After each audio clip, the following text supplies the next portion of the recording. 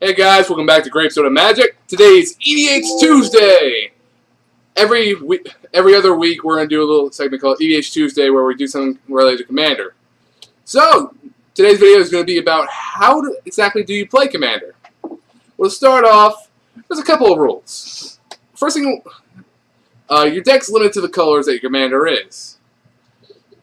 Now, for some legendaries, this will not apply well. Like Memnarch, he's an artifact, right? So I'm not going to have any colors in my deck. Well, unfortunately, that is wrong, because Memnarch has a blue ability, therefore that colors in the blue. That also applies to any green legendary that has a red ability. So, if it's on there, it's also color of it. Kind of good, kind of bad. Next, you can only have 99 cards in the deck besides your commander, but the only thing you can repeat are basic lands. So in other words, you have to have one copy of each card you want to put in.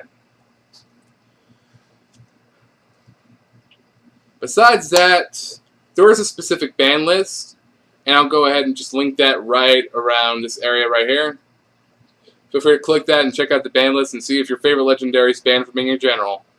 But then again, that'll make you sad, so I doubt you really want to click that right now. Don't do it! Alright, besides that, I'll show you guys the gameplay in bits later. So let's go ahead and get straight into... Let's get straight into selecting a commander. Now, honestly, I think you should select a legendary that suits your playstyle or one that you've grown to adore. For me personally, I like Agave Guru Spores because saprolings. And there's so many combos I can do with them. I hate saprolings! Ivy-Ling Denizen, Ashnod's Altar, Undying Creatures, Illusionary Bracers. Name them all and I can become powerful. But besides that, you can be a combo player, you can do whatever you like with your deck. Just don't be a jerk, because no one likes it when the game isn't fun. Right? Besides that, there are a couple of ones that you may not want to build a deck around, because... just why?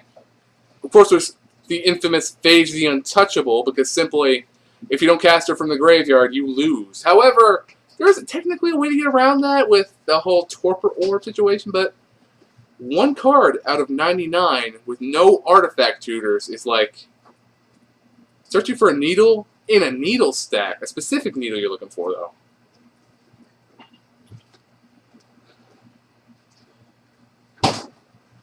So I pick Agave or maybe Thrun because I play a lot of green. So it's really up to you what you want to do. In fact, my friend Collins loves playing either fairies or playing Group Hug. Group Hug. Fail the graph! Besides that, there are some commanders that will automatically get you hated at the table, such as Kali of the Vast, Vorinclex the Hungerer, and Omnath, Locus of Mana.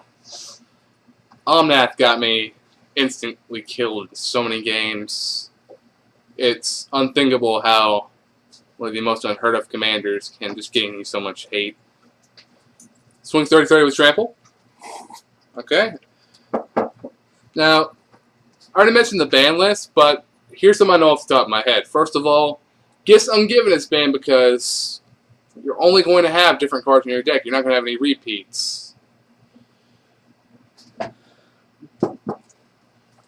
There are 3 legendaries I can remember that are banned as being generals but can still be used in the deck. Braid's Cabal Minion, Kokusho the Evening Star, and Rofellos Llanowar Emissary. Besides that, let's go ahead and head on to the combat of things. Now, whenever you start the game, you shuffle your deck like normal. However, your commander's going to be sitting in a little area called the Command Zone. You can set that in any corner of the table that you like, but make sure your friends are doing the same. Now, you can cast your commander at any time where you have the mana to pay him. So, as soon as that's out of the way, he's on the battlefield. But say he gets wrathed away. Well, either you can choose for him to go to the graveyard. If he gets exiled, you can choose to keep him in exile, which I don't get why. Do you have a Rift Sweeper? Or you have another choice, sending him back to the Command Zone. However, this is going to cost you. Every time you send him back to the Command Zone, he's going to cost 2 generic more to cast. So even if you're playing Omnath, every time he dies, he's going to be 2 more to play. So eventually, that 3-drop is going to be a 12-drop, and I don't like that. So, besides that, there's also a little thing called commander damage. Since each player starts at 40 life, I forgot to mention that, there's going to be an easier way to take out your opponents. Since mill's a bad strategy and everything else is, your commanders have a special little factor to them. If you beat your if you hit your opponent with one specific general for 21 points of damage, only in combat, that player will lose. However, this is not stacked between multiple legendaries. So even if I swing for 10 and you swing for 11 with something else, they're still in the game, unless their life hits 0. Which can lead to some very interesting situations. Like beating your opponent to death with its own legendary. I've done that to Colin so many times. Besides that, there's not much else I can say. Thanks for watching. Feel free to like, favorite, subscribe. Leave a comment down in the comment section below saying what your favorite commander is. And I will see you guys next time. Hopefully next time Collins will actually be with us.